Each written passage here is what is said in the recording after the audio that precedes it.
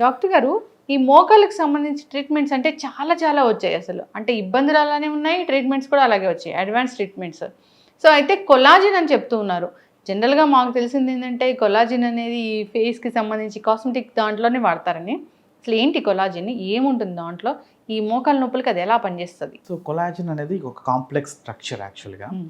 So ఇది బాడీలో ప్రతి ఒక్క ఆర్గాన్కి, అంటే మన హెయిర్ దగ్గర నుంచి ఫేస్, స్కిన్ ఆర్ జాయింట్స్లో కార్టిలేజ్ ఆర్ మన టిష్యూ, అంటే మన టెండన్ డెవలప్మెంట్కి ప్రతి దగ్గర కొలాజన్ అనేది యూజ్ అవుతుంది. దీంట్లో ఒక 12 రకాల కొలాజన్స్, ఇంకా ఇంకా ఎక్కువ ఉన్న కొలాజన్స్ వస్తుంది. యాక్చువల్లీ నెంబర్ ఆఫ్ కొలాజన్స్ ఉన్నాయి. దీంట్లో రకరకాల కొలాజన్స్ రకరకాల పర్పస్కి యూజ్ చేస్తుంటారు. కొంతమంది కాస్మెటిక్స్కి అయితే, కొంతమందికి హెయిర్కి అయితే, కొంతమందికి జాయింట్ పెయిన్స్కి అయితే, కొంతమంది టెండన్ ప్రాబ్లమ్స్కి వాడతారు. యాక్చువల్లీ ఆర్థోపెడిక్స్లో యాక్చువల్గా మా డిపార్ట్మెంట్లో యాక్చువల్గా కొలాజన్ అనేది ఇప్పుడు ఒక రెవల్యూషన్ అని చెప్పాలి యాక్చువల్గా. ఎందుకంటే చాలా మందికి ఇంతకుముందు రోజు గ్లూకోజ్ ఎమైన్ అని ఇచ్చేవాళ్ళం. గ్లూకోజ్ ఎమైన్ ఇచ్చి దాని తర్వాత దాన్ని ఇస్తే కొంత జాయింట్ సపుల్నెస్ పెరిగేదని. ఇప్పుడు కొలాజన్ అనేది వచ్చిన తర్వాత యూజువల్గా ఈ స్మూత్నెస్, అంటే కార్టిలేజ్ జాయింట్, అంటే మోకాల జాయింట్ లోపల ఉన్న కార్టిలేజ్ అనేది అరిగిపోవడం జరుగుతుంటుంది. దాంట్లో ఈ అరుగుదల వచ్చిన తర్వాత ఇర్రెగ్యులారిటీస్ అనేవి ఫామ్ అయ్యేది జాయింట్ మీద. సో ఇర్రెగ్యులారిటీస్ ఫామ్ అయినప్పుడు ఇది రప్చర్, అంటే రాపిడి జరుగుతూ రప్చర్ జరుగుతూ ఉంటుంది. బట్ ఈ కొలాజన్స్ తీసుకున్న తర్వాత ఇనిషియల్గా 1, 2, 3 స్టేజెస్లో ఉన్న వాళ్ళైతే చాలా వరకు ఇది రీఫార్మ్ చేయగలుగుతుంది. ప్లస్ స్మూత్నెస్ అనేది జాయింట్లో ఏర్పడుతుంది.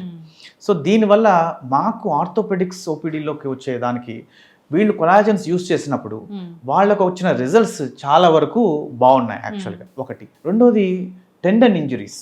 యాక్చువల్గా ఆర్థోపెడిక్స్లో యూజువల్గా మేము ఇంతకుముందు మాట్లాడుకున్నట్టుగా ఈ షోల్డర్ ప్రాబ్లమ్స్లో కానీ, లేదంటే ఎల్బో ఇంజురీస్లో కానీ, ఆర్ ఎనీ అదర్ నెక్ కానీ, బ్యాక్ ఇష్యూస్లో కానీ, ఎక్కడైనా లిగమెంట్ కానీ, టెండన్స్ కానీ ఎక్కడైనా ఇంజురీ అయితే కూడా ఈ కొలాజన్స్ అనేటివి యూజ్ చేస్తుంటాం.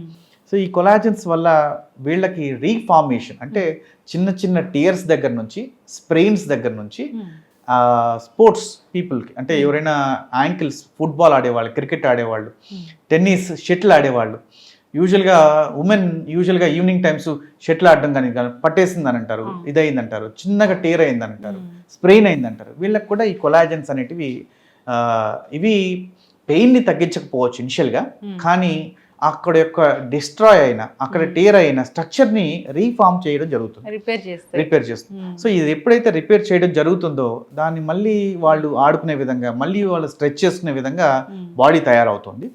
అండ్ నీ జాయింట్లో అయితే ఇది రీఫార్మ్ జరుగుతుంది, అంటే ఈ యొక్క కార్టిలేజ్ రీఫార్మ్ అవడం జరుగుతుంది అకార్డింగ్ టు ది ఏజ్. ఎంత తక్కువ ఏజ్ అయితే అంత ఎక్కువ ఫామ్ అవడం జరుగుతుంది. ఎంత ఎక్కువ ఏజ్ అయితే అక్కడ తీసుకెళ్ళే శక్తి కూడా తగ్గుతుంది, బ్లడ్ సర్క్యులేషన్లో కూడా ఫామ్ అయ్యేది కూడా అంతే స్లోగా ఫామ్ అవుతుంది.